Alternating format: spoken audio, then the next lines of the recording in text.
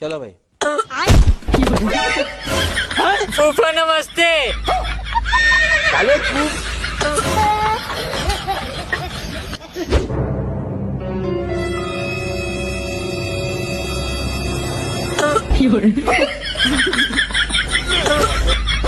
अरे साले साहब क्या बताए, बहुत हरामी लौंडा है तुम्हारा।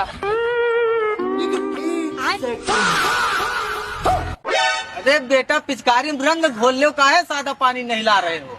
अरे पापा ये पिचकारी का पानी नहीं है। तो फिर किसका पानी है?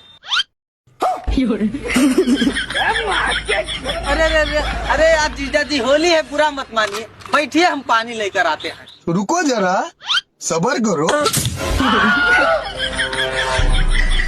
साले अगर तुम हमारा लौंडा होते ना, अच्छा तो भूल जाते कि तुम पैदा हुए हो। ये क्या हो रहा है? सुन बे, ले फूफा को गुजिया खिलाओ, हम पानी लेकर आते हैं। लो फूफा गुजिया खाओ। और अभी तो रुको, क्लाइमैक्स अभी बाकी।